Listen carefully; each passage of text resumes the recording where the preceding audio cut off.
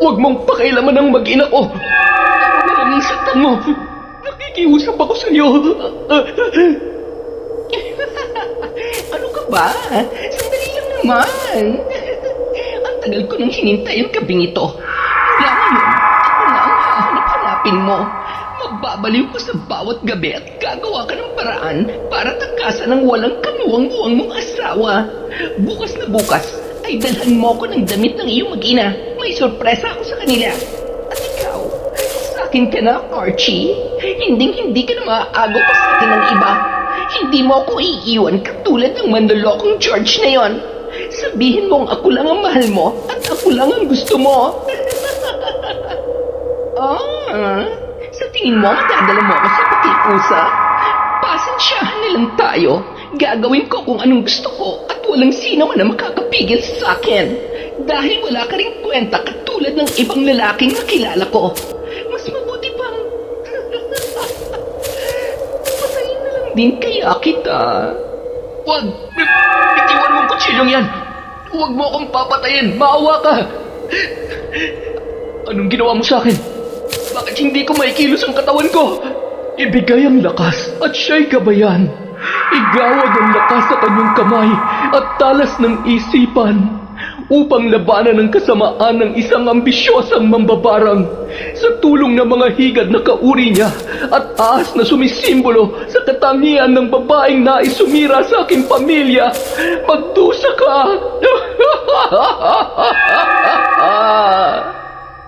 Taon 2013. Sikihor, bandang alas 8 ng gabi, nagmamadaling bumaba ng tricycle si Pina galing sa pamilihang bayan. Namalengke siya para sa pang-isang linggo nilang kakainin ni George. Halos 1 taon na silang nagsasama sa iisang bubong. 2 o 3 beses sa isang linggo kung umuwi ang lalaki. Yun din ang bumubuhay sa kanya dahil wala naman siyang trabaho. Kabilaan ang bitbit niyang mga pinamili at nagkukumahog na buksan ang kanilang tarangkahan. Nang makapasok sa bahay ay nagmamadaling tumungo yon sa kusina at inilapag sa mesa ang kanyang mga pinamili. Nasaan ba si George? Hindi man ako sinalubong. Siguro natutulog pa rin sa kwarto. George? George! Ha? Anong meron? Anong ibig sabihin nito? Bakit ka nag-iimpake? Pasensya na, Pina. Pero napagtanto ko na mahal ko pa rin ang asawa ko at ang mga anak namin. Itigil na natin to. Hindi ko kayang mawala sila. Hindi ka aalis sa pamamahay na to. George, nangako ka sa akin. Ang sabi mo, mahal mo ako. Hindi mo ako pwedeng iwan. Patawarin mo ako. Ang totoo, nagpadala lang ako sa galit at selos kaya nagawa kong pagtaksila ng asawa ko. Pina, may mga anak kami at handa na siyang tanggapin ulit ako sa buhay niya. Hindi mo pwedeng gawin sa akin to. Sinungaling ka. Ginamit mo lang ba ako? Ha? Sumunod ka. Minahal mo ba talaga ako? Pasensya ka na, Pina. Pasensya. Hayop ka. Ang sama-sama mo. Kung iiwan mo ako, mas mabuti pang mawala ka na lang ng tuluyan. Pare-pareho lang kayo mga lalaki. Kung nagawa niya akong paglaruan, pues kaya ko rin gawin yun sa inyo pabalik. Ang ulo ko! Anong ginagawa mo? Anong klaseng tao ka? Huwag ka lalapit sa akin! Kampon ka ng dilim! Sana rin ko ginamit sa iyong kapangyarihan ko. Sana kinayuman na kita para tuluyan mo nang nakalimutan ang lintik na asawa at mga anak mo. Ang tanga-tanga ko para umasa na may isang lalaki magmamahal pa ng totoo sa akin. Tapos, ngayon, iniwan mo ako. Ako ang iiwan sa'yo, pero bago yun, kukunin ko lahat ng meron ka. Hindi ako makakailos. Ano ba nangyayari sa akin? Pina, huwag mo kukunin ang pera ko. Ibalik mo sa akin yan! Pina! Kawawa ka naman, mahal kong George. Pasensya ka na, ha? Ikaw naman kasi. Paano ba yan? Ito na ang huli nating pagkikita. Gumapang ka na lang pabalik sa mga anak at asawa mo, ha? Bye! Ang sama-sama mo! Ipapakulong kita! Magnanakaw! Ipapakulong pala, ha? Bumulong ng ilang mga salita si Pina. Kasabay noon ay naramdaman naman ni George ang biglaang pag-igsi ng kanyang dila. Sinubukan niyang magsalita, ngunit wala ni katiting na boses na lumalabas sa kanyang bibig. Noon niya lamang nalaman na isa palang mambabarang ang kanyang nakarelasyon. Dinala pa ni Pina ang ilan sa kanyang mga pinamili at nagmamadali ng lumabas. Napansin pa yon ng isang tricycle driver na naninigarilyo hindi kalayuan sa kanilang bahay na inuupahan. Sexy! Oh, ano nangyari? Pinalayas ka ba ng boyfriend mo? Nag-away kayo, no? Wala kang pake. Ikarga mo na lang to sa tricycle mo at ihatid mo ako sa sakayan ng jeep. Samahan mo na rin ng konting bilis. Huwag ka na magtanong pa ng kung ano-ano at baka kung ano magawa ko sa'yo. Uy, ang init ng ulo ha. Sige ka, mababawasan yung ganda mo. Aray! Oh, bakit? May masakit ba? Mukhang may bago na namang sira ang bagang ko. Ang sakit. Ano ba naman yan? Sige na, sumakay ka na. Ako nang bahala dito. Kaya naman pala amoy bulok na yung hininga mo. Ay, yan ang dapat sa mga chismosong katulad mo. Hindi na nagawa pang magsalita ng tricycle driver dahil sa biglaang pananakit ng kanyang ngipin. Mabilis na lamang na pinarangkada ang tricycle at nang maihatid at makasakay na ng jeep si Pina ay agad naman nawala ang sakit na kanyang nararamdaman. Labis siyang nagtataka at sumagi rin sa kanyang isipan na posibleng pinaglaruan siya ng babae. Blintik na yan. Magandang babae pero mukhang may lahi yata mambabarang. Habang nasa biyahe ay tila ba wala sa sarili na iniisip kung paano na naman siya magsisimulang muli. Pilit na pinipigilan ni Pina ang luha sa kanyang mga mata. Samantala, abala ang mag-inang sina Lara at Beth na nagluluto ng kanilang hapunan. Nasa apartment naman na paupahan si Archie. Nagliligpit yon ng mga ginamit niya sa pagpipintura ng isang bakanteng silid. Kaaalis lamang kasi ng umupa roon. Kaya naman inayos niya yon para paupahan ulit sa iba. Maliban sa bahay na paupahan ay meron din silang mga pwesto na pinaparentahan. Masipag at masinop ang mag-asawang Archie at Lara. Kaya naman marami ang natutuwa sa kanilang pamilya. Beth, anak, puntahan mo nga ang papa mo. Sabihin mo, bukas naman. Kakain na tayo at saka baka gusto niya namang magpahinga. Kaninang umaga pa yung nagtatrabaho doon. Diyos ko, ang tatay mo talaga. Parang walang kapaguran sa mga pinagagagawa niya. Sige po, Nay. Sandali lang po, ha? Pakitingnan-tingnan po muna itong piniprito ko. Sige, anak. Ako na ang bahala dyan. Matipid namang ngumiti si Beth sa mga nangungupahan sa kanila nang batiin siya ng mga yon habang nakatambay sa labas ng apartment.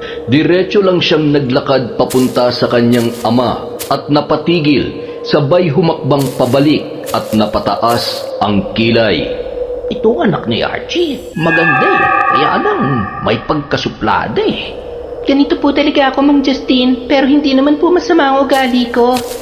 Ngumisi yun, sabay naglakad na ulit papunta sa kanyang ama. Wala naman ako sinabi ah. Pambihirang bata. Nabasa niya talaga ang isip ko. Siya, papasok na ako. Kinikilabutan ako dito. Nagtawanan na lamang ang mga naroon.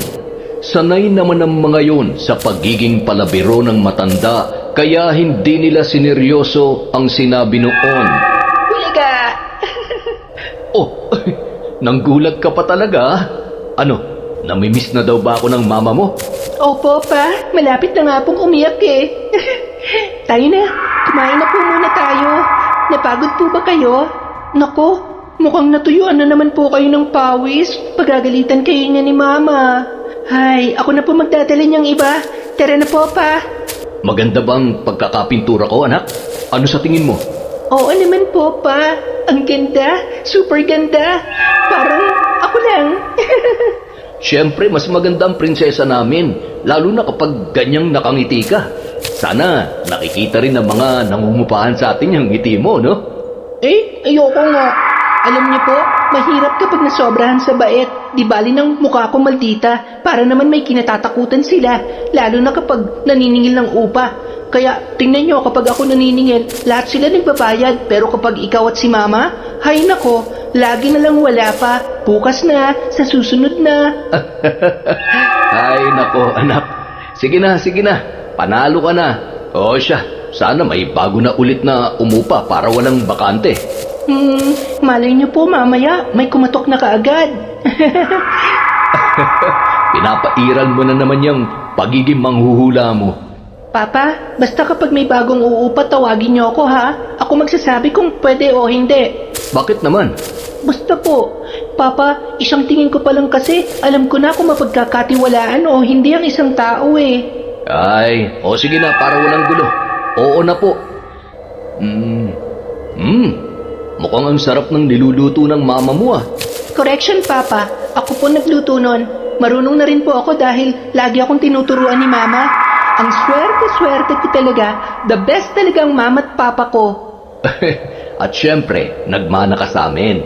Dahil the best din ang prinsesa namin. Oh, halina kayo dito. Huwag na kayong magbulahang mag-ama dyan.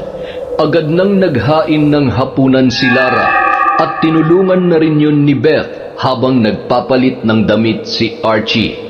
Masayang nagkukwentuhan ang mag-anak habang kumakain. Pagkatapos ay agad na rin tumungo sa silid si Beth. Maaga kasi ang alis niya kinaumagahan dahil mag-e-ensayo siya kasama ang mga kabataang choir member ng kanilang simbahan. Habang nanonood ng TV ang mag-asawa ay agad na may kumatok sa kanilang pintuan. Mabilis naman yung pinagbuksan ni Archie. Nang makita niya ang bag na bitbit ng babae ay napagtanto niya ang pakay noon. Agad naman na sumunod si Lara sa kanyang asawa. Oh, patuloyin mo muna. Dito mo na lang muna ilagay yung bag mo. Salamat po. Siya si Lara, ang misis ko. At ako naman si Archie. Sige, tuloy ka at umupo ka para makapag-usap tayo ng maayos. Alanganin ang punta mo. Gabi na. Buti at gising pa kami mag-asawa.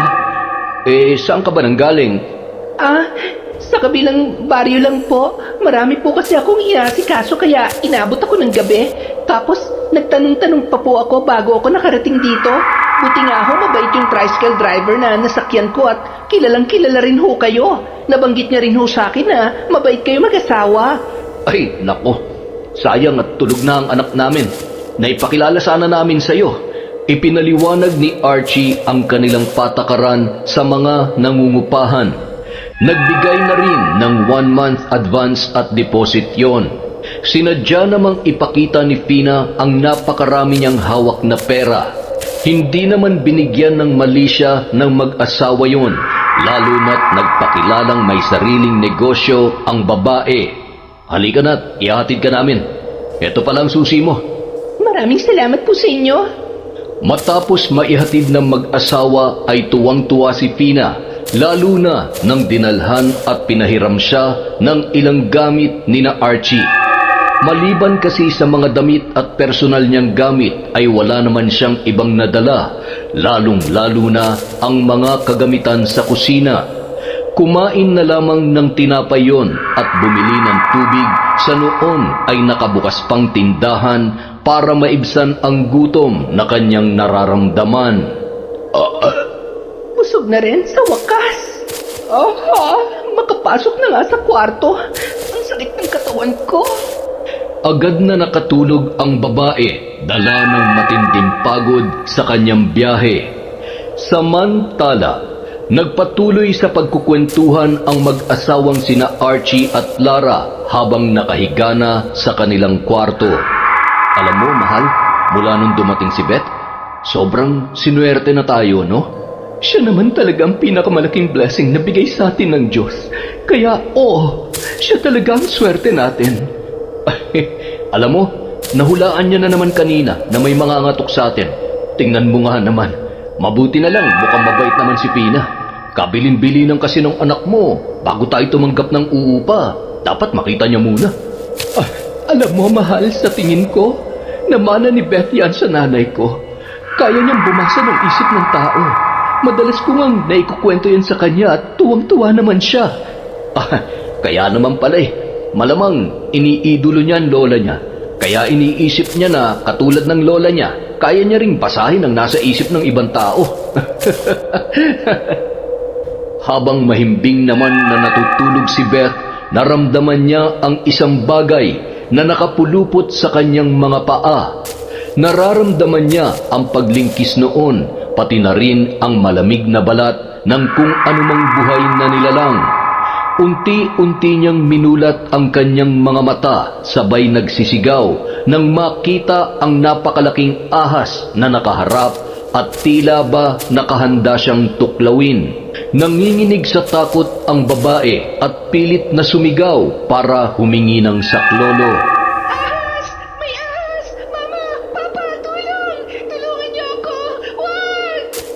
Naggulat naman ang mag-asawa nang marinig ang sigaw ng kanilang anak mula sa kabilang kwarto. Walang kasing bilis na kumuha ng itak si Archie at mangyak-ngiyak naman si Lara na hinahanap ang susi ng nakalak na pinto ng dalaga. Anak! Sandali lang! Ayan! Nabuksan na rin sa wakas! Beth! Nasaan? Nasaan ang ahas? Papa! May ahas! May ahas ako nakita sa panaginip ko! Sus Mariosep, akala ko naman talagang may ahas na nakapasok dito sa bahay natin. Nananaginip ka lang pala? Huwag ka na matakot. Panaginip lang yon. Matulog ka na ulit. Nakalimutan mo na naman atang magdasal bago ka matulog. Masamang pangitain yon, Ma. Huwag tayong basta-basta magtitiwala sa mga taong nakikilala natin. Kasi baka may masama silang plano o gawin sa atin. Ay, umiral na naman yung mga natutunan mo sa mga kwento ng nanay mo. Hindi po ako nagbibiro pa. Nagsasabi po ako ng totoo. Siya, tama na. Matulog ka na. Hayaan mo't bukas ay magsisimba tayo. Lagi mong tatandaan na hindi tayo pababayaan ng Diyos basta nagtitiwala lang tayo sa Kanya. Gusto mo bang tabihan muna kita dito hanggang sa makatulog ka? Paano naman ako, mahal? Pumunta ka na dun sa kabilang kwarto at susunod din naman ako agad. Patutulugin ko lang tong anak natin. Kapag nakatulog ako, gisingin mo ako, ha? Ano? Ikaw talaga? Sige na, hahampasin kita nitong unan eh. Papa, huwag ka na maingay. Sige na. Susunod na ako.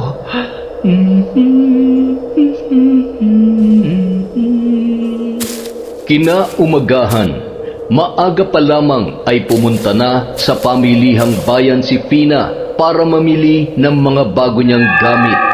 Pagbaba noon sa tricycle, bandang 10:00 ng umaga ay sakto namang dating ng mag-anak galing sa simbahan. Siya palang sinasabi nilang anak. Maganda, pero mukhang hindi uubra sa akin ang kamalditahan mo, Ining. Dahil mas mahaba at matibay ang sungay ko sa'yo. Akala mo naman perfectong pamilya? Baka katulad lang din yan ng ibang lalaki. Maglolo ko rin yan. Aba, bago ka rito, iha? Hello po. Opo, Lolo. Kagabi lang po. Ako si Pina.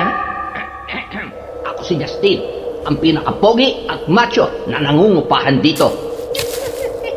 Mukhang nga ho. Sige ho, marami pa po kasi akong aasikasuhin. Naku, kung kailangan mo ng tulong ay tawagin mo lamang ako, darling, ha? At tutulungan kita. Huwag na po. Salamat na lang. Baka mamaya ay hikain pa kayo. Baka mahawa pa ako sa TV nyo.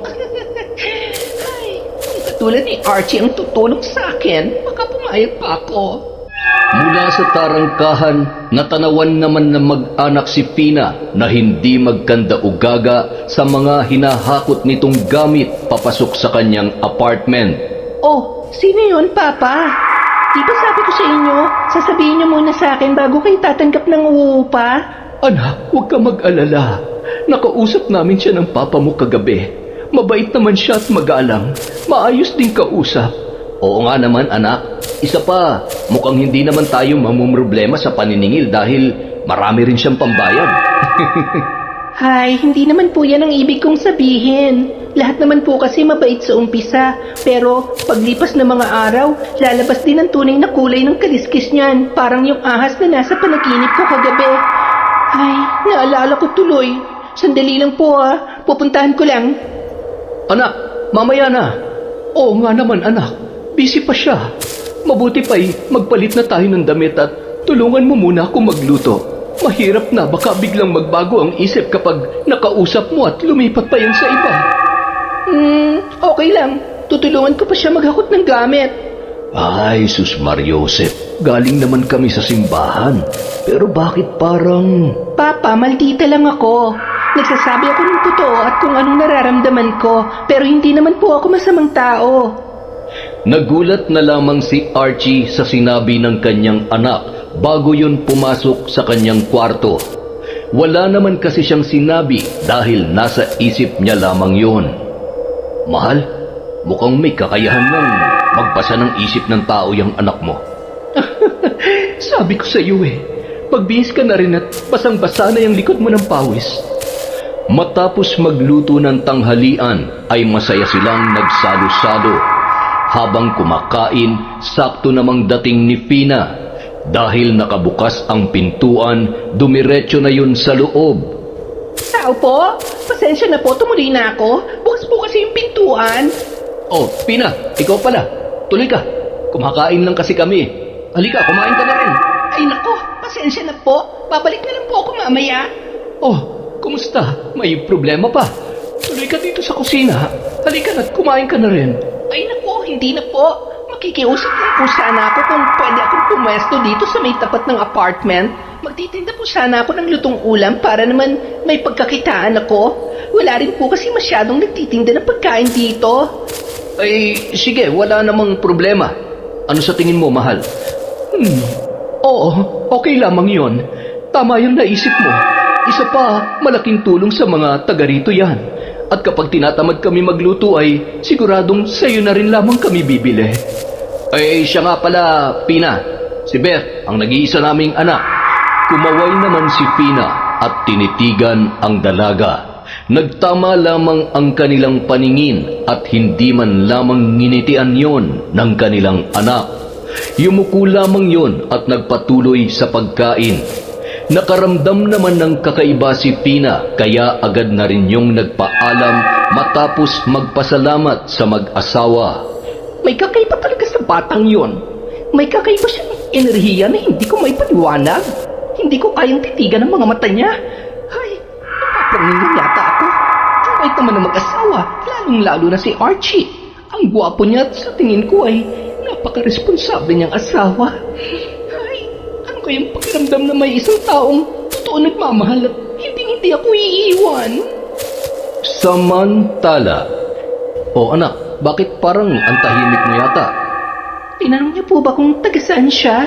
May mga kamag-anak ba siya dito sa baryo natin o kakilala man lang? Hindi na, anak. Bakit? May problema ba?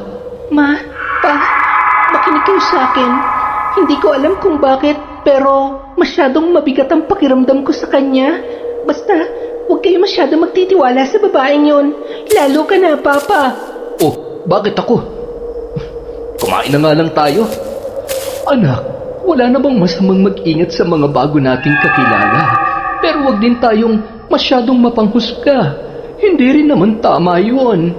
Mama, hindi ko naman siya hinuhusgahan. Ang sabi ko lang naman po, mag-ingat po tayo. Wala naman po akong sinabi na mali tungkol sa kanya. Oy, Esya. Oo na, mahal namin prinsesa. Kumain na lamang tayo at... Ayan, lumamig na tuloy ang sabaw. Pagkalipas ng isang buwan, Abala sa pag-aaral si Beth at ang mga magulang niya sa kanilang negosyo.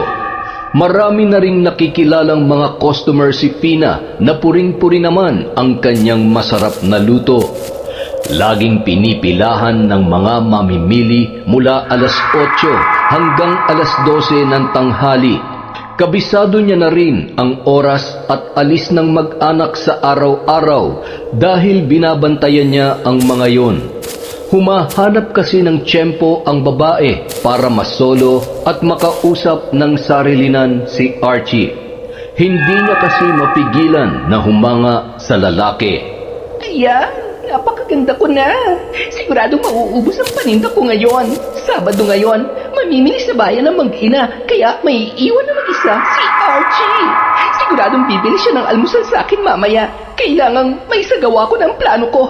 Ayaw ko namang habang buhay na magpakahirap ng ganito. Aba, mamamatay ako ng maaga dahil sa pagod at puyat sa pamamalengke at pagluluto. Mapapasakin rin siya at sisiguruhin ko na ako ang makakasira ng magandang imahe ng kanilang pamilya. Agad na nung hinakot ang kanyang mga paninda papunta sa kanyang pwesto. Ilang sandali lamang marami na ang nagdagsaang mamimili. Nung sakto namang paubos na ang kanyang almusal ay siya namang dating ng isang lalaki. Uy, sakto, may isa pa. Magkano yung pansit? Ay, pasensya ka na. Meron ng may-ari niyan. Akin na lang yan. Dadagdagan ko pa ng 5 piso. Ang kulit naman ng pangit na ito. Hindi talaga pwede, Pogi. Bayad na kasi yan eh. Kung gusto mo, magkaanin na tulam ka na lang. Mas masarap to at mas mabubusog ka pa. Kaya mo naman, Pina. May pinapaboran ka ata eh. Eh siya, isang kanin at isang gulay na ampalaya na nga lang. Oo, ayan na. Huwag ka na magtampo. Pinasobrahan ko ng isang gayat yan. Nang makaalis ang lalaki ay siya namang paglabas ni Archie para bumili ng almusal. Good morning, Pina. Anong almusal natin dyan? Nako, mukhang naubusan na yata ako ah. Napasarap kasi ang tulog ko eh. Hindi ako ginising nung mag-ina ko bago umalis. Nako, walang problema. Tinilhan kaya kita. Sa'yo na yan. Nag-iisa na lamang yan. Uy, hindi pwede. Oh, eto ang bayad. Hindi pwedeng libre at malulugi ka niyan. Masyado ka namang natatakot na malugi ako. Sige na ho, kunin nyo na yan. Eh siya, sige. Salamat na lamang dito sa paalmusal mo ha. Sakto. Gutom at humihilab ng tiyan ko. Walang anuman. Pakabusog ka. Ayan na. Kapag nakain mo ang pansit na yan, gabi-gabi ay hahanapin mo ang aking presensya, Archie.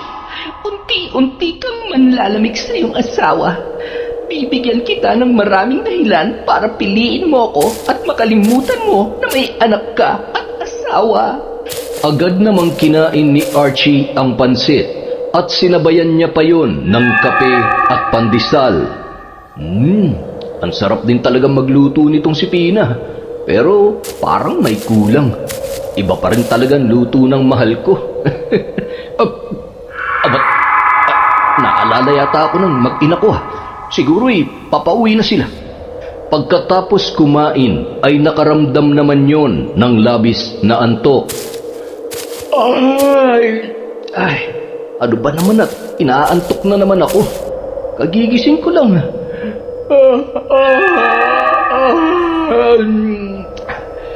Ay, makahiga nga muna ulit dito sa sopa. Parang nahihilo pa yata ako. Nadatnan ng mag-inang sina Lara at Beth na tulog ang haligi ng tahanan. Aba, mahal. Gumising ka na dyan. Pakipasok na yung pinamili namin ng anak mo. Okay ka lang ba? Masama ba ang pakiramdam mo? Ay, okay lang ako, mahal. Sandali lang, ha? Sobrang inaantok lang talaga ako na hindi ko mawari kung bakit. Kung kailan tinanghali ka na ng gising ay tsaka ka naman nakaramdam ng pagkaantok na ganyan. Buong maghapon na matamlay at hindi halos makausap ng maayos ng mag-ina si Archie. Wala din yung ganang kumain. Pagkatapos magligpit ng dalawa sa kusina ay napansin nilang hindi man lamang nanood ng palabas sa TV si Archie na dati nitong nakagawian. Ano bang nangyayari sa papa mo? Ngayon ko lamang siya nakitang ganyan katamlay at parang wala sa sarili. Wala naman daw masakit sa kanya at wala rin siyang lagnat. Ay, Huwag kayong mag-alala, Ma. Magiging maayos rin ang pakiramdam ni Papa.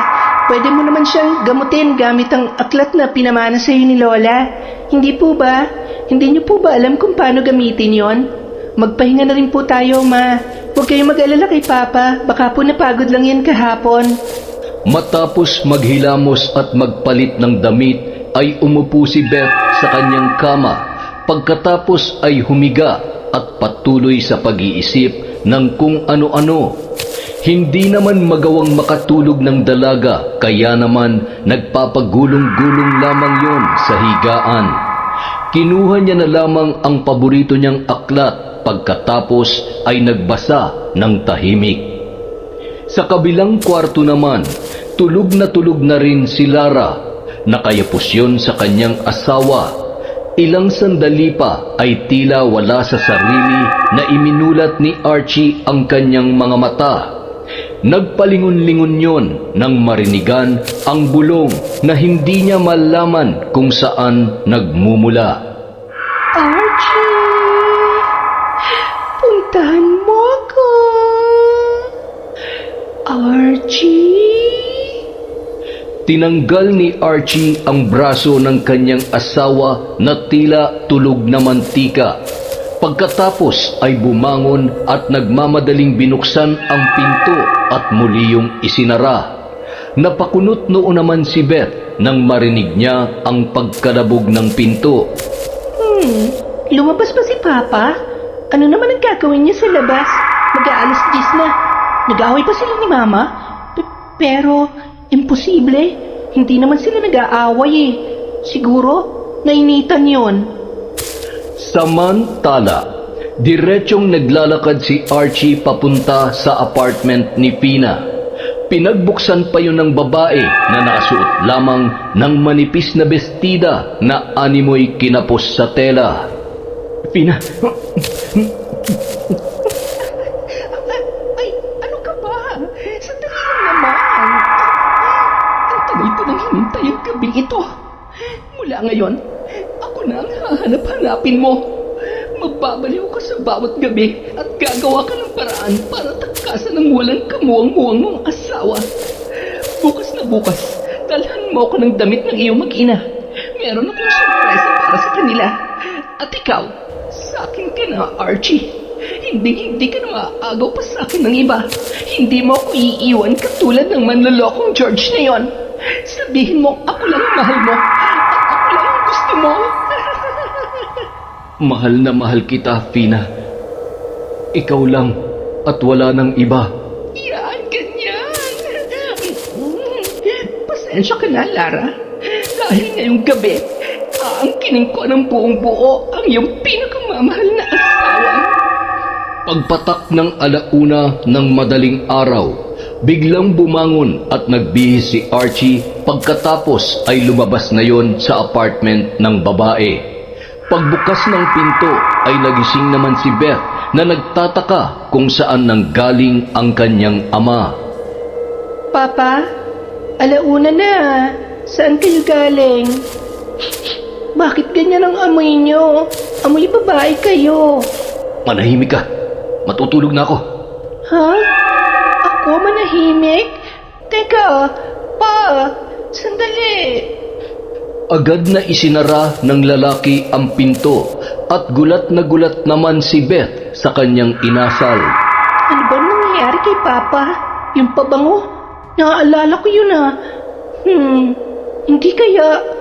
Naku, hindi pwede. Hindi ito maaari. Sabi ko na nga ba, hindi ako makakapayag na siyang sisira sa pamilya namin. Kapag napatunayan ko na siyang kasama ni Papa, itatawag ko lahat ng paninda niya. Sasabunutan ko siya at tatadyakan ko siya na parang ibis. Kinaumagahan, alas 5 pa lamang ay gising na at palakad-lakad sa sala si Beth. Pagkabangon ni Lara ay gulat naman siya na makita sa ganoong sitwasyon ang kanyang anak. Oh, bakit? May masakit ba sa'yo? Bakit namumugto yung mga mata mo? Umiyak ka ba? Ako umiyak? Hindi po, ma. Napaaga lang po ang gising ko kasi iniisip ko po si Papa. Kumusta po siya? Nakatulog ba siya na maayos? Mukha naman, anak. Humihilig pa nga eh. Ako rin masyadong mahimbing ang tulog ko kanina. Tumango na lamang ang dalaga, sabay pa simpleng lumabas at nagkunwaring nagwalis sa labas ng bahay para abangan ang babaeng nangungupahan sa kanila. Sakto namang dumaan si Fina na napakaganda ng pagkakangiti habang bitbit ang mga pinamili sa palengke. Good morning, Beth. Ang sipag mo naman. Good morning. Hindi kaya good ang morning ko. Tanungin mo naman ako kung bakit. Bakit? May problema ba? Meron. Isang ahas na ali-aligi dito sa amin ang problema ko. Ahas na mahilig gumapang sa lungga ng may lungga. Nakakatakot. Para lang ding higad na, masyadong makate. Ano bang ibig mo sabihin? May pinariringgan ka ba? Pinaparinggan mo ba ako? Bakit? Tinatamaan ka ba? Guilty ka? Kasi totoo, isa kang hopya na umaasa magugustuhan ka ng papa ko. Nasundan niyo ba si Archie kagabi? Hindi ka makapagsalita? Nagulat ka? Kasi alam ko, hindi ko siya sinundan pero alam ko na galing siya sa'yo dahil dyan sa... Pabango ba yung gamit mo o formalin? Nakakasukat eh. Anong ginawa mo sa kanya? Ginayuma? Tumigil ka. Hindi ko alam yung mga sinasabi mo. Hindi totoo yan. Napakasinungaling mo naman. Pwes, hindi ako naniniwala sa'yo. Mabuti pa mag-empake ka na at magpakalayo-layo bago ko pa sabihin kay mama at sa lahat kung anong klaseng babae ka. Ganon. Magsusumbong ka. Sabi ko na nga ba, may kakaiba sa'yo. Nababasa mo ang isip ko. Pero ewan ko na lang kung magagawa mo magsumbong sa mama mo. Tinitigan ni Fina si Beth at nag-usal yon ng mga salita.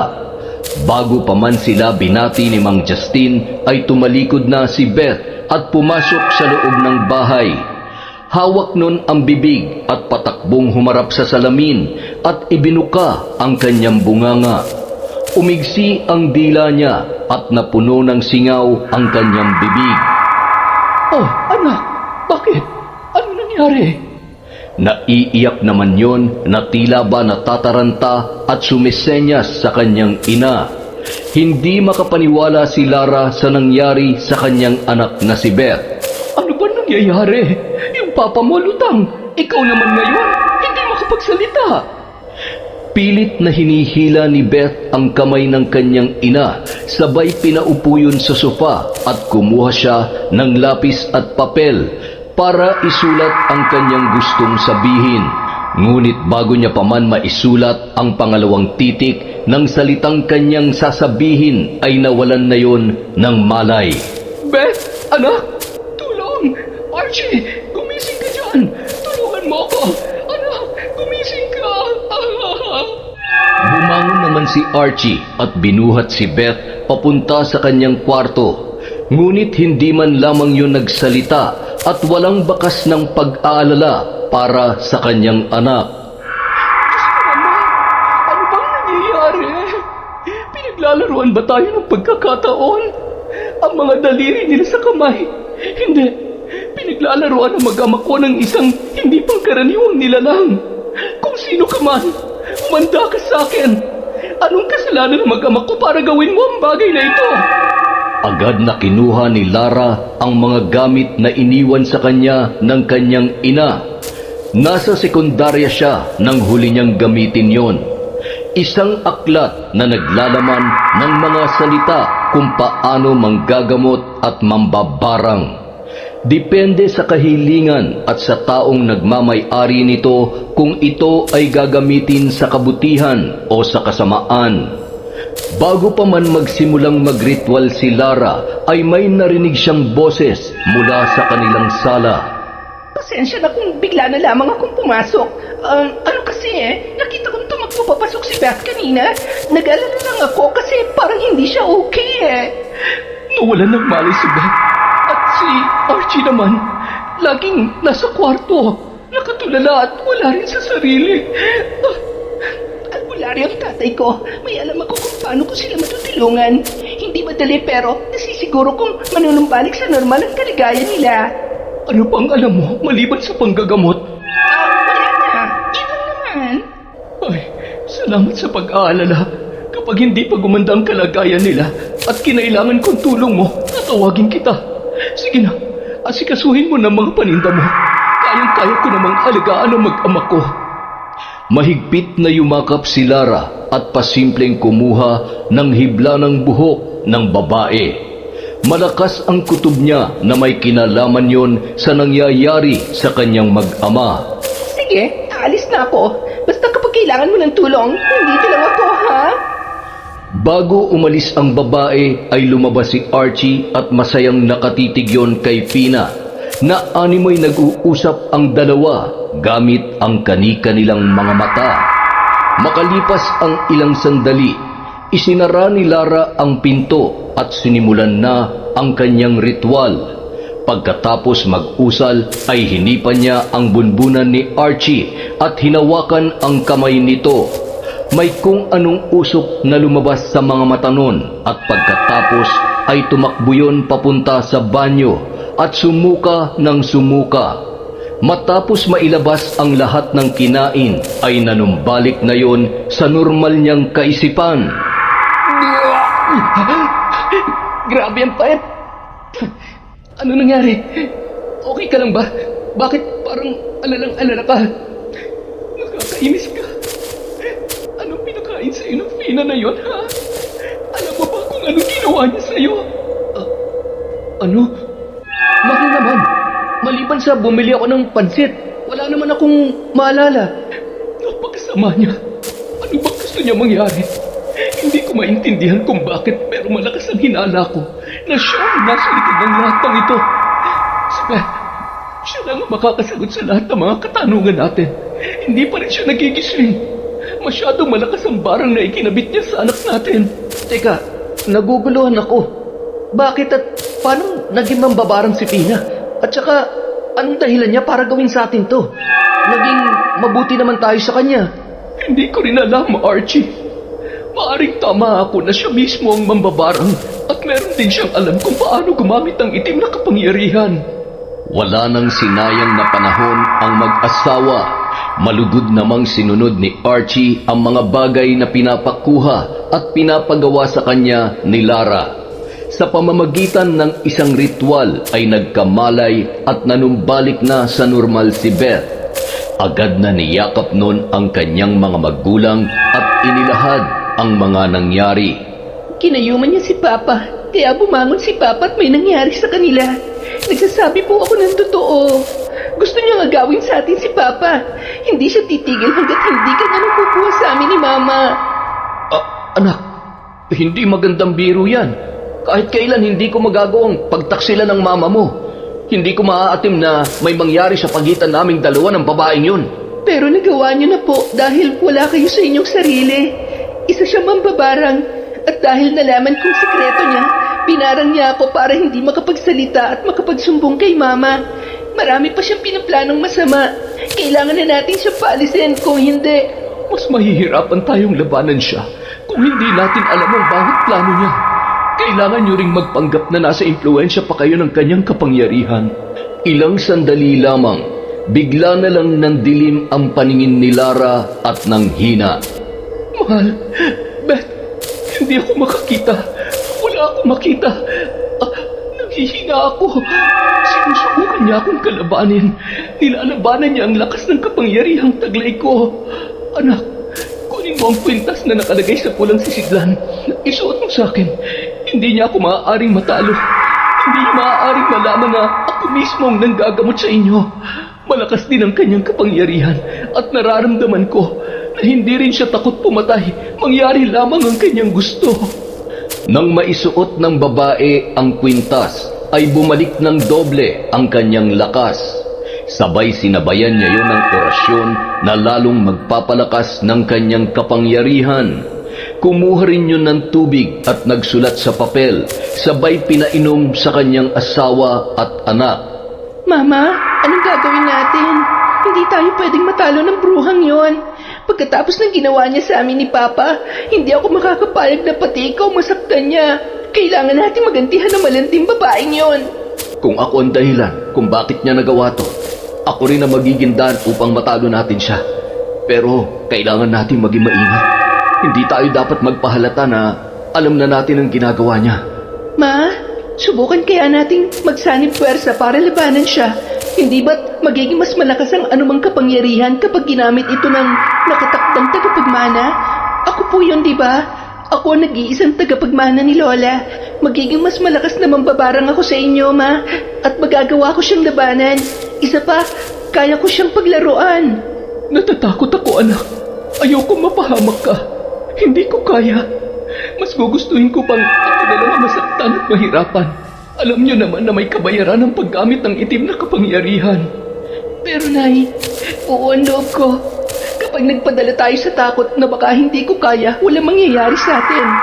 Kailangan ko rin matutong protektahan ng sarili ko laban sa mga taong katulad niya. Maniwala kayo sa akin. Nagsisimula pa lang siya at kapag naunahan niya tayo, wala na tayong magagawa pa. Ayaw ko, Nay. Ayaw ko pang mamatay. Mahigpit na lamang naniyakap ng mag-asawa ang kanilang anak. Samantala, Ano ba nangyayari sa akin? Nahihilo ako. Sino naman kayang albularyong tinapitan ng pwisit na Lara na yon? Napakalakas niya. Legend yun. Sagabal ka talaga sa plano kung babae ka. Pareho lang kayo ng anak mo. Sa oras na makuha ko ng damit na hinihingi ko, tutudasin ko na kayo. Namimiss ko na si Archie. Gusto ko na siyang hagkan at mayakap ulit. Kailangan kong makaisip ng iba pang paraan at hindi rin pwedeng malaman ni Lara na ako ang siyang may kagagawa ng lahat ng ito. Puntahan ko kaya siya para malaman ko kung sino ang dintig na albularyong kumakalaban sa akin.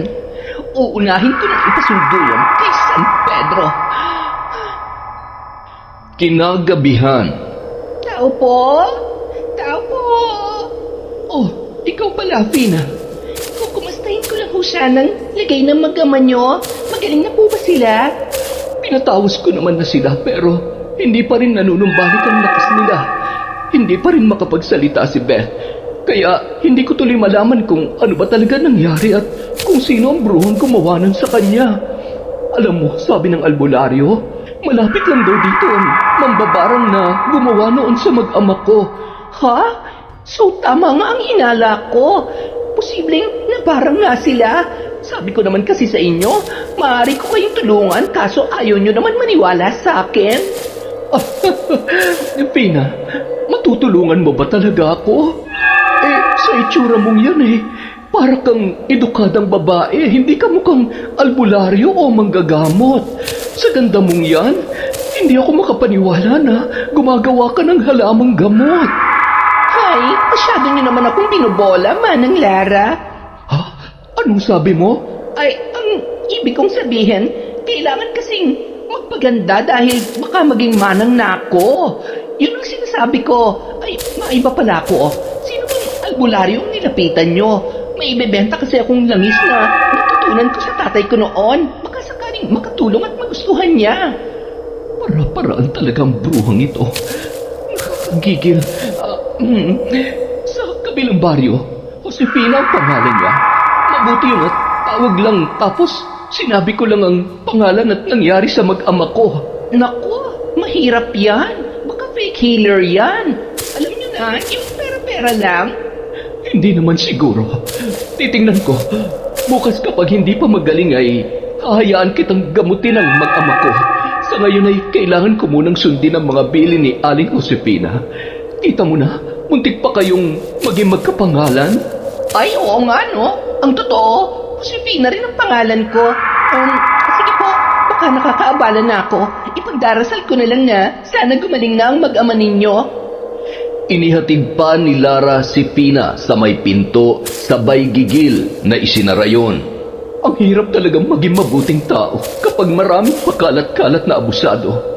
Napakagaling magpanggap. Si Siguradong sanay na siyang gumawa ng kalokohan. Pasensya ka na, Pina. Sa pagkakataong ito, sisiguruhin ko na hindi ka magtatagumpay na sirain ang pamilya ko. Bandang 10:00 ng gabi, nakahanda na ang mag-anak para sa kanilang pinaplano. 3 katok ang narinig ni Fina mula sa pinto. Nakakunot ang noo na tiningnan ng babae ang mukha ni Archie. Ang aga mo naman. Siguro hindi ka na makapaghintay na makita ko, no? Ay, kung pwede lang pigilan ng oras para makasama kita ng matagal, ginawa ko na. Konting tiis na lang. Dahil isa sa mga araw nito, mapapasakin ka na pati lahat ng negosyo mo. At ang anak mo at asawa mo, syempre, magkasama naman sila hanggang dulo. Ay, sandali. Nasaan yung pinapadala ko sa'yo? Bakit? Anong gagawin mo sa mag-ina ko, ha? Hindi ka na nahiya. Kababae mong tao, desperada ka. Ito ang itatak mo dyan sa utak mo. Hindi ko ipagpapalit ang mag-ina ko sa isang maruming babaeng katulad mo. Hindi kita mapapatawad sa ginawa mo. Bitawan mo ako! Nasasaktan ako! Pagsisisihin mo to sa oras na gamitin ko ang kapangyarihan ko sa'yo! Anong ginagawa mo? Nagkamali kang saktan ako, Archie. Gusto ko lang namang mahalin mo ako. Mahirap ba yun? Bakit lagi niyo na lang ako sinasaktan? Bakit hindi niyo ako magawang piliin? Kung hindi ka mapapasakin, mas mabuti pang patayin ko na lang ang mag-ina mo. Gusto mo ba yun? Ano? Ha? Kaya mo bang maging dahilan ng kamatayan nila? Kaya mo ba? Huwag mong pakikialaman ang mag-ina ko. Ako na lang ang saktan mo. Nakikiusap ako sa'yo. Sa tingin mo, madadala mo ako sa pakiusap? Pasensyahan na lang tayo. Gagawin ko kung anong gusto ko at wala ni isang makakapigil sa akin. Dahil wala ka rin kwenta katulad ng ibang lalaking nakilala ko. Mas mabuti pang... patayin na lang din kaya kita. Huwag! Bitiwan mo ang kutsilyong yan. Huwag mo akong papatayin. Maawa ka. Anong ginawa mo sa akin? Bakit hindi makakilos ang katawan ko? Masyado ka kasing nagmamatigas. Ngayon, wala ka ng lakas para labanan ako. Paano ba yan? Ang bango-bango mo pa naman. Kaya lang ayaw mo naman sa akin, diba? Kaya itong dapat sa'yo. Wag! Anong ginawa mo sa papa ko? Hayop ka! Ang sama-sama mo! Sige, lumapit ka. At ikaw naman ang isusunod ko. Hindi ako magdadalawang isip na saksakin ka ng kutsilyong ito. Ang lakas ng loob mo para kalabanin ako. Matapos na ginawa ko sa'yo, hindi ka man lang ba natakot? May gana ka pa rin harapin ako, ha? Hindi ako duwag at lalong hindi ako takot sa'yo. Kinamumuhian kita. Ang dapat yan sa kamay mo, mabali ang buto sa 3. Sakit na tila nabagsakan ng isang malaking baton o kasing bigat na mga kasalanan mo. Ang kamay ko, itigil mo yan. Isa ka rin bang babarang? Paano? Samantala, kasalukuyang isinasagawa ni Lara ang pagriritual upang gabayan ang kanyang anak na siya mismong makikipagtagisan sa mambabarang. Ibigay niyo ang lakas at siya'y gabayan. Igawad ang lakas sa kanyang kamay at talas ng isipan upang labanan ang kasamaan ng isang ambisyosang mambabarang sa tulong ng mga higad na kauri niya at ahas na sumisimbolo sa katangian ng babaeng nais sumira sa aking pamilya. Magdusa ka! Sa kabilang banda, Ngayon hanap mo na ang katapat mo. Pagmasdan mo kung anong parusang ipaparanas namin sa'yo ni nanay. Ang buong katawan mo ay pupunuin ko ng mga kauri mo, mga higad na kasing laki ng braso mo, at ahas na siyang lilingkis sa leeg mo hanggang sa tuluyan ka nang hindi makahinga. Hindi maaaring gawin sa akin yan. Hindi mo matatalo ang aking kapangyarihan. walang kasing bilis na tumakbo si Fina para takasan ang kanyang kasalanan at ang noon ay galit na mambabarang na si Beth. Hindi mo matatakasan ang aking sumpa kahit saan sulok ka pa ng mundo magtago. Pagbabayaran mong lahat ng ito. Papa, gumising ka. Lumabas ng pinto ang dalaga at nagsisigaw yon para humingi ng saklolo. Isa-isa namang naglabasan ang mga taong nangungupahan sa kanila. Aba, akala ko'y nananaginip lamang ako. May sumisigaw nga pala talaga. Ano ang nangyayari? Walang kasing bilis namang tumakbo palabas si Lara nang maramdaman niya na may masamang nangyari sa kanyang asawa. Anong nangyari? Paraanin niyo ako. Diyos ko. Archie, gumising ka. Huwag mo kami iiwan. Nakikiusap ako sa'yo. Nay, hindi ko po naprotektahan si Papa. Makalipas ang isang buwan, ilang ulit ko bang sasabihin sa'yo, hindi kita matutulungan. Ano naman ang alam ko sa mga sinasabi mong yan? Sakit ng tiyan at sa pagtatay lamang ang gamot na ginagawa ko. Minsan ay pumapalpak pa, kaya huwag ka nang makulit. Pasalamat ka at pinatira kita dito. 1 buwan mo na akong pinaperwisyo. Wala naman akong napapala sa'yo. Masyado ka namang atat. Makakabawi rin ako sa'yo. Isa pa, kailangan kong makuha yung perang naiwan ko sa apartment na yon. Yun na lang ang pag-asa ko. Ay, Alam mo, sa tingin ko, hindi na babalik sa normal yung kamay mo. Hindi biro kung totoo na mambabarang ang may gawa niyan. Bakit hindi ka na lang humingi ng tawad sa may gawa niyan sa'yo? ako? Hihingi ng tawad? Baliw ka ba? Ba't ko gagawin yon? Mas gugustuhin ko pang mamatay na lang kesa humingi ng tawad sa kanila. Eh, di ikaw ang bahala. Kapag namatay ka dito sa bahay ko, ipapaanod na lang kita sa ilog o di kaya ibabaong kita dyan sa lupa sa likod ng bahay. Visit ka talaga. Wala ka nang naitutulong sa akin. Puros kanigahan pang sinasabi mo. Alam mo nang ubos ng pasensya ko sa'yo, ha? Hindi ko na alam ang gagawin ko. Hindi na rin gumagana ang kapangyarihan ko bilang isang mambabarang. Ano ba kasi ang ginawa mo? Bakit nangyari sa iyong lahat ng yan? Siguro ang sama-sama talaga ng ugali mo, no? Ngayon ngang... Tumigil ka na! Dahil kahit hindi ko maikalaw tong braso ko, kaya kitang tadyakan itong mga paa ko. Sige, magsungit ka pa. Kapag hindi ka pa nagpakabait, siguradong hindi ka na talaga gagaling. Kung ako sa'yo, magsimba ka. Humingi ka ng tulong sa Diyos. Magbalik loob ka sa Kanya. Tapos harapin mo ang mga kasalanan mo kung gusto mo pa talaga mabuhay ng matagal. Di ba sabi ko tumigil ka na? Bakit lagi mo na lang akong pinangungunahan? Hindi nga ako mahal ng Diyos na yan. Kasi sinubukan ko naman. Nagpakabait ako, pero ano? Paulit-ulit lang din ako niloloko at inaabuso ng mga tao mahal ko. Hala, huwag kang umiyak. Gusto mo bang uminom para mailabas mo ang lahat ng saloobin mo? Bakit? May alak ka ba? Bibili ako. Sandali lamang, ha? Teka nga, nangasal ka ba? Paano naman ako iinom nito? Kita mo naman, kung sa pagkain nga sinusubuan mo pa ako tapos mag-iinuman tayo. Visit ka? Wisit ka rin, pero huwag ka mag-alala. Ako ang bahala sa'yo. Bibilang kita ng straw. Ay, ang malas ko naman talaga. Minsan lang akong magkaroon ng bisita saksakan pa ng sama ng ugali. Konting-konti na lang talaga papatulang ko na ito eh. Kaya lang, ay nako, nakakaawa pa rin naman. Medyo may kalayuan ang tindahan mula sa bahay ng albularyong tumutulong kay Pina. Doon napadpad ang dalaga nang tumakas yun mula sa karatig lalawigan. Napatigil yon sa isang poste sabay tinitigan ang pamilyar na muka na nakadikit doon. Kilala ko ito ah. Parang nakita ko na ang mukhang ito. Hindi ko lang matandaan kung saan. Ay putya, oo nga, si Pina ito ah.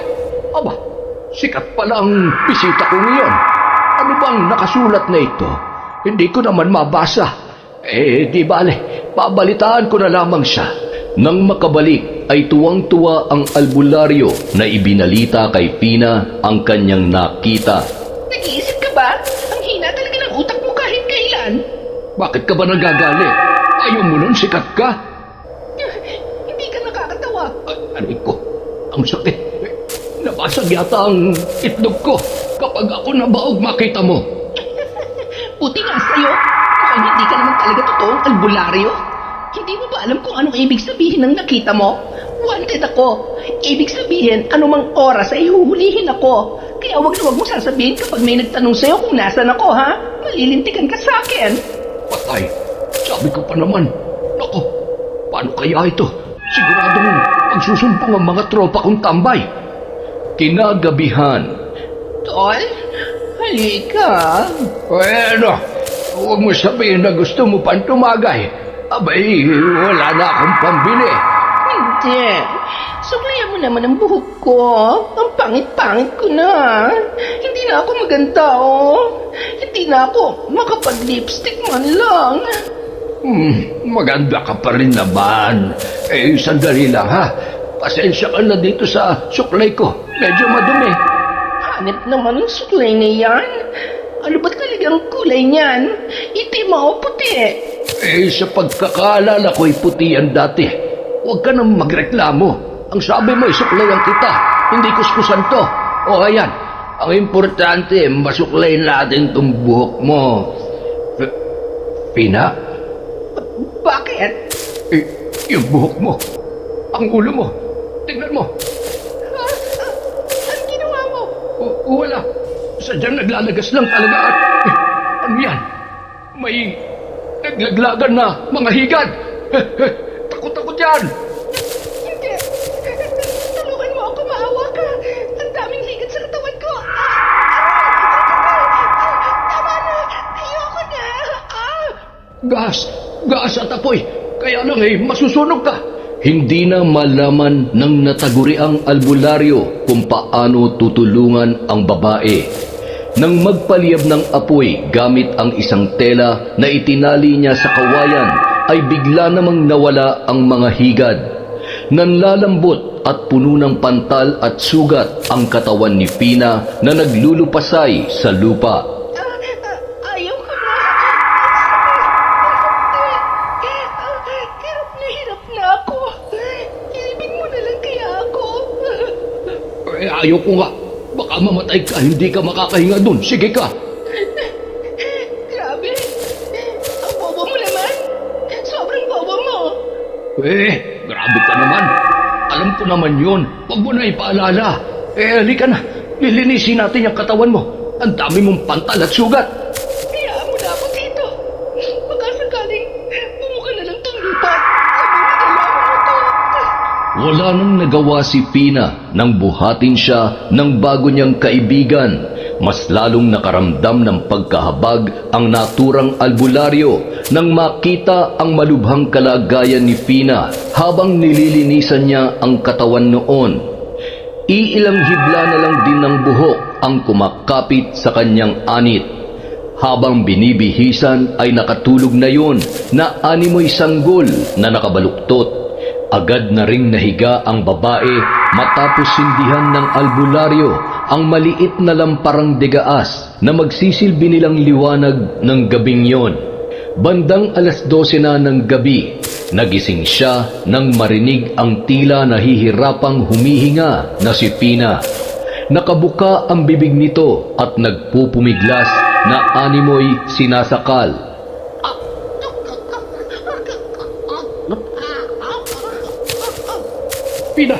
Pina, gumising ka. Hoy! May ahas. May ahas. Papatayin ako ng ahas. Nananaginip ka lang. Sandali lang at ikukuha kita ng tubig. Heto, uminom ka. Bakit nasa ipis? Ha? Oo nga, no. Lasang ipis nga. Hindi bali. Marami ka naman na nainom. Hindi naman nakakamatay yun. Hindi ko talaga alam kung dapat magpasalamat ako sa'yo. Pero baka di na ako abutin ng liwanag kaya. Salamat. Hindi ko makakalimutan ang kabaitan mo sa akin. Salamat sa pagtitiis sa masamang pag-uugali ko. Mabuti ka pa. Kahit hindi kita kaano-ano. Alam ko na pinapahalagahan mo ko. Kahit magkaibigan lamang tayo. Huwag mo namang isipin yan. Huwag ka mag-alala. Ipagdadasal ko na gumaling ka. Kaya magpakabait ka na. Malay mo naman, maawa pa sa iyo ang Diyos. Sa sobrang awa niya sa akin, parang gusto niya na akong kunin. Eh, malabo mangyari yan. Kapag maraming kasalanan, hindi niya agad kinukuha. Oo na. Tanggap ko na yun. Samantala, Siguradong kung nasaan ka man ngayon, pinagsisisihan at pinagbabayaran mo na ng gusto ang mga pagkakamali mo. Pero gusto ko pa rin makita ka sa loob ng kulungan para mas malaman mo na hindi kailanman matatakbuhan ng kasalanan sa kahit anong paraan man dapat pinagbabayaran. anak, tama na yan. Siguro'y panahon na para talikuran na natin ito. Baka sobra-sobra ng pagpapahirap natin sa babaeng yon. Kahit papaano, alam natin kung gaano kahirap ang magiging bilanggo ng isang sumpa. Bakit kayo maaawa sa kanya, Ma? Eh, hindi nga siya naawa kay Papa nang tagtarin niya ng saksak. Muntik na mamatay si Papa nang dahil sa kanya. Anak, buhay pa naman ako.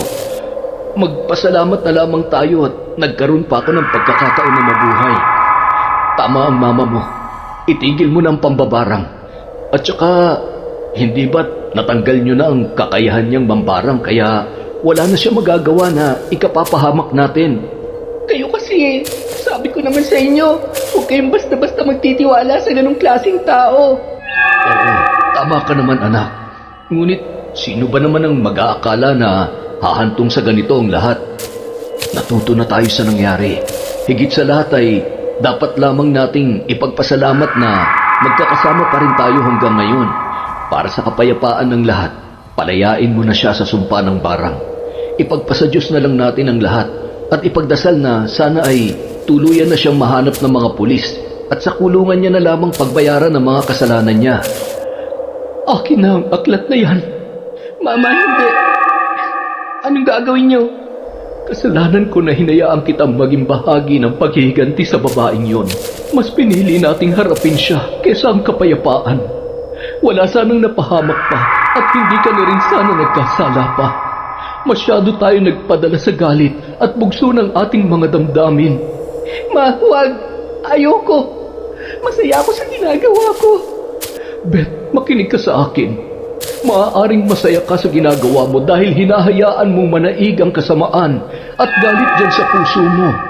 Anak, hindi naman ikaw yan eh. Alam kong maldita ka, pero hindi ka masamang tao.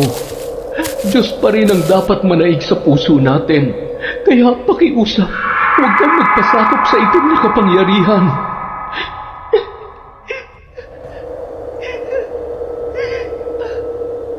Anak, Beth, ano nangyari? Huwag kang mag-alala. Ako ang dahilan kung bakit nawalan siya ng malay. Diyan ka lang. Bantayan mo siya. Kailangan ko nang sunugin ang lahat ng ito para matapos na. Gusto ko ng tahimik na buhay katulad ng dati. Tumungo yun sa likod bahay. Dala ang mga gamit na maaari niyang gamitin upang masunog at matiyak na matutupok ang bawat pahina ng aklat na yun. Ramdam niya ang bigat ng mga hakbang na animoy may puwersang pumipigil sa kanya upang maisagawa ang kanyang binabalak. Diyos ko, tulungan niyo po ako. Bigyan niyo ako ng sapat na lakas ng loob. Habang nag-uusal ng orasyon na tanda ng pagtiwalag sa itim na kapangyarihan, ay binuhusan niya ng gaas at sinindihan ang aklat. Matapos maging abo ay binuhusan niya yon ng banal na tubig. Bago pa man siya makapasok ay sunod-sunod na kulog at kidlat na sinundan pa ng malakas na pagbuhos ng ulan. Tumakbo siya papasok at nadatnan niya naman si Beth na mahigpit na nakayakap sa kanyang ama na si Archie. Kapwa naluluha ang mga yon at nagyakapan na animoy nakalaya sa isang malaking sakuna sa kanilang buhay. Makalipas ang 3 araw, isang tawag ang kanilang natanggap. Ibinalita ng mga pulis na mayroon ng taong nakapagturo kung saan makikita si Fina. Maaway na, sadyang napakabuti talaga ng Diyos. Talagang siya mismong gumagawa ng paraan. Dapat talagang sa kanya na lamang natin ipagkatiwala ang lahat. Hindi sana tayo nakasakit at nagkasala ng gusto. Papa, tao lang din naman po kasi tayo. Napupuno at madalas kapag galit tayo, ang pakiramdam natin, talagang gusto natin gumante. Masarap naman kasi talagang gumante, lalo na kapag sobra na. Hindi naman kasi talaga maganda yung ginawa niya. At sa tingin ko, kapag nagkita kami, baka nga... Anak, ano na naman yung pinaplano mo? Sasabunutan mo? Hindi ba't nalagas na nga ang buhok noon? Ay, oo nga pala, Ma. Basta, galit pa rin ako sa kanya. Sana nagbago na talaga siya. Yung totoong nagbago, hindi nagkukunwari lang. Wala namang lusot sa iyo yun, anak. Ikaw pa ba? Wala namang makakapagsinungaling sa iyo eh. Sa totoo lang, kawawa ang magiging mister mo. Hindi man lamang, ano yun? Sige, ituloy mo. At tatamaan ka sa akin. Hindi man lamang makakalusot kapag nagsinungaling. Yun yung ibig sabihin ni Papa. Uy, si Mama. Silosa ka po pala. Kaya nga hindi ko binibigyan ng dahilan na magselos yan, anak. At ayan na nga, nakita mo ng dahilan kung bakit. Mas nakakatakot po pala si Mama kaysa sa akin. Buti ako, sigurado ako, Papa. Kung sakali man, hindi ako selosa. Kapag lumingon sa iba, di magsama na sila. Ganun lang yun kasimple. Ay nako, Sus Mariosep, mag-ina nga kayo. Ayan, sige, pagkaisahan niyo ako mag-ama. Samantala, masayang kumakain ng tanghalian si Fina at ang bago niyang kaibigan. Ay, salamat. Buti na lang at magaling ka na. Nakakapagod kayang magpakain sa matanda. Pasensya naman. Huwag ka mag-alala kapag nagkasakit ka. Alagaan din kita. Talaga? Sabi mo yan, ha? Baka mamaya pag magaling ka na, iwan mo na ako dito. Alam ko namang di ka sanay sa buhay na meron ako. Pati na rin sa pagkain. Wala eh. Ito lang ang nakasanayan at kaya ko. Mula nung napadpad ka dito, lalo na akong hindi nakakapag-ikot-ikot para manggamot at pumirmi dun sa dati kong kubo. Ay, salamat talaga. Kung hindi dahil sa inyo, malamang sa malamang, matagal na akong nakakulong. Pero, alam mo, nagtataka ako kung bakit pinawi nila yung sumpa. Ano sa tingin mo? O baka naman, may pinaplano silang mas malala. Malay mo, napatawad ka na nila. Napagod na silang maghintay na magpakabait ka, kaya sumuko na sila. Ito naman, para namang sinasabi mo na hanggang ngayon, masama pa rin ang ugali ko. Sa totoo lang, pinagsisisihan ko na rin naman talaga ang lahat. Lahat-lahat. Dapat hindi ko hinayaan yung sarili ko na isisi sa mga taong nanakit sa akin lahat ng mga kalalasan sa buhay ko. Tapos nandamay pa ako ng mabubuting tao. Ang dami ko na rin nasaktan at muntik mapatay dahil sa pinaggagawa ko. Baka nga, nakapatay talaga ako eh. Hindi ko na alam. Lagi kasi akong tumatakas sa lahat ng mga kalokohan at kasalanan ko. Hindi rin ako makontento sa buhay na meron ako. Kapag nakakakita ko ng oportunidad, sinusunggapan ko. Hindi na ako nag-iisip at wala akong pakialam kung tama man o mali ang ginagawa ko. Wala, mukhang bumabait ka na nga. Patay tayo dyan. Mamamatay ka na ba? Loko ka talaga. Gusto mo unahin kita? Panira ka talaga ng moment. Maya-maya, napalingon sila nang biglang may dumating na mga alagad ng batas. Huwag kayong kikilos na masama. Sumama na lamang kayo sa presinto. Nagkatinginan ang dalawa at kusang loob na sumama sa mga pulis. Bakit naman pati ako? Pwede namang dalawin na lamang kita sa kulungan. Sayang yung mga pagkain doon. Sigurado mapapanis yon. Makukulong na nga tayo. Pagkain pang iniisip mo. Ay, ewan ko sa'yo. Huwag ka mag-alala, akong bahala. Sisiguruhin ko na hindi ka makukulong. Wala ka naman talagang kasalanan. At saka, ikaw pa nga ang dahilan kung bakit natuntun tayo. Pasalamat ka talaga, mabait ako ngayon. Kung hindi, matatantyakan kita ulit. Makalipas ang 3 araw, nakalabas din sa kulungan ang kaibigan ni Fina na albularyo. Malungkot yung umuwi sa kanyang tahanan dahil hindi na siya sanay na mag-isang namumuhay. Ay, ano bang gagawin ko? Mag-isa na lamang akong kumakain. Sa kulungan, marami sana kaming magkakasama. Libre pang pagkain. Wala na rin mga away sa akin dito. Ay, pwede pa kaya itong kainin? Sayang naman. Kaya lang mukhang... Ano ba ito? Amag ba o tutong? Amag nga yata. Makapagsaing na nga lamang ng kamote. Sa kabilang banda, magkakasamang pumunta sina Archie, Lara at ang anak nilang si Beth sa kulungan kung saan nakakulong si Fina. Hindi naman makapaniwala at nakayukuyon na umupo habang nakaposas ang mga kamay. Kung nandito kayo para sumbatan ako, saktan o kahit ano man, tatanggapin ko. Gusto ko lang sana magpasalamat dahil sa kabila ng mga nagawa kong kasalanan sa inyo. Napatawad niyo pa rin ako. Nagawa niyo pa rin akong parayain sa sumpang ikinabit niyo sa akin. Kung ako masusunod, hindi ka namin patatawarin. Buti na lang talaga sobrang bait ng mama at papa ko. Hindi tulad ng iba dyan, sobrang... Anak, tama na. Mukha namang nagsisisi na siya sa mga ginawa niya. Alam mo, walang tama sa ginawa mong panggugulo sa pamilya namin, Fina. Kung ano man ang dahilan at pinagdadaanan mo na nagtulak sa'yo para gawin yon, hindi pa rin tama. Ngunit, gusto na naming mamuhay ng payapa, kaya pinapatawad ka na namin. Basta ako pa, wala akong sinasabi ha. Wala pa. Okay lang naman kung hindi mo ako mapatawad, Beth. Naiintindihan kita.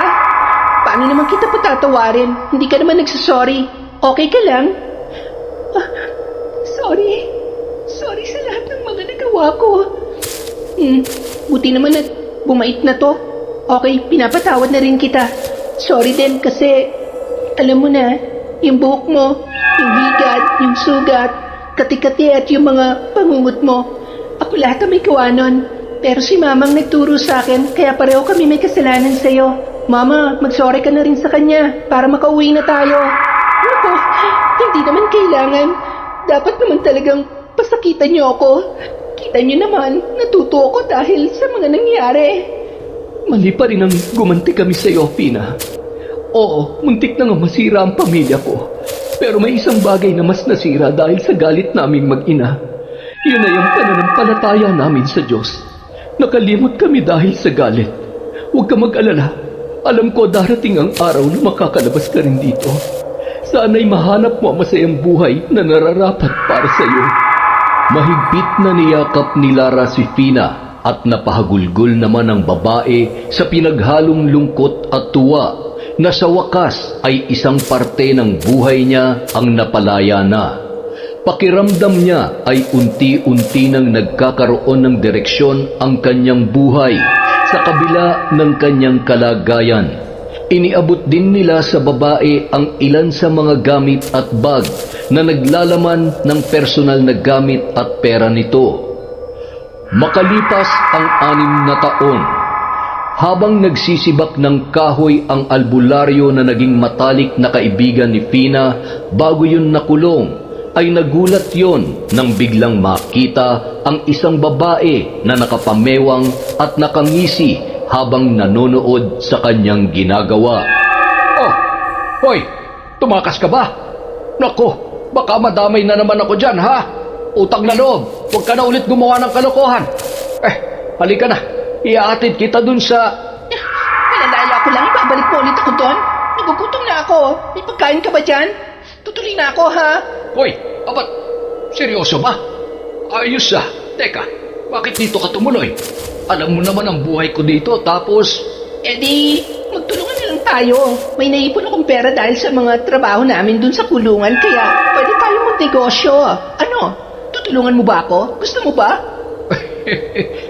Sige ba? Basta yung kakayanin lang natin, ha? Ano ba negosyo yung naiisip mo? Legal ba yan? Ewan ko sa'yo. Sana hindi tayo malugi sa katangahan mo. Buti na lang kahit pa ganyan-ganyan ka, ikaw pa rin ang pinakamabuting tao at kaibigan na nakilala ko. Salamat nga pala, ha? Uy, ayos, may bahaw. Ang sarap nito, ha? Teka, ano to? Bakit may parang ipis pa to? Tingin nga. Ay, ipis nga. Tanggalin mo na lang.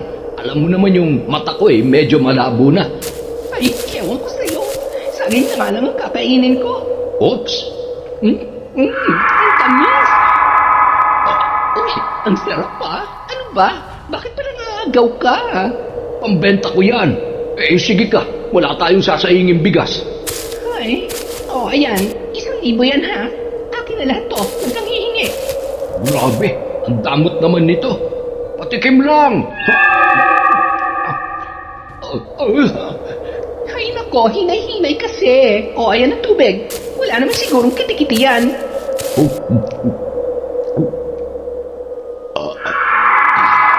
Salamat naman. Samantala, Ma, Pa, yuhu! Nandito na po ako. Mano po? oh, may kasama ka pala. Tuloy ka, iho. Kaklase ka ba ni Beth? Opo, kaklase ko po siya. Huwag ka na mahiya. Sabihin na natin ang totoo. Hindi naman magagalit si na Papa at Mama. Hindi po ba? Anak, ang ibig mo bang sabihin? Ay, Diyos ko, masyado pa kayong bata para... Mahal, kunin mo yung sinturon ko. Dali! Oh, teka, Papa, galit ka ba? Bakit kayo nagagalit? Hindi po ako buntes. Hindi ko siya boyfriend pa. Nandito siya para ipaalam sa inyo kung pwede akong sumama sa swimming namin. Magpa-birthday kasi siya at imbitado lahat kami mga kaklase niya. Pinilit ko lang naman siya na tulungan ako magpaalam sa inyo. Hi! Bakit? Wala naman akong sinasabi ano kasi, maluwag tong shorts ko. Umayat yata ako Sinungaling kayo, Papa. Alam mo namang, hindi bali na nga na. Basta papayagan niyo naman po ako, di ba? Tanungin mo yung nanay mo. Kung papayag siya, walang problema sa akin. Sige na, dalaga ka naman na at paminsan-minsan ay kailangan nyo rin yan. Basta mag-iingat kayo doon at huwag kayong iinom, ha? Ay, akala ko naman di ka papayag. Teka, hindi ba't ikaw yung kaklase ni Beth mula nung elementary? Opo. Anak, siya ba yung sinasabi mo na crush mo? Opo, inamin ko na po sa kanya kaya huwag niyo na po akong i-booking. Sinabi ko rin po sa kanya na kapag may trabaho na ako at isa na akong engineer, magpapakasal na kaming dalawa. Magkakaroon kami ng 6 na anak at wala siyang karapatang lumingon sa iba dahil sinabi ko sa kanya na dati akong mambabarang kaya... Ay, sus Mariosep, Diyos ko namang bata ito.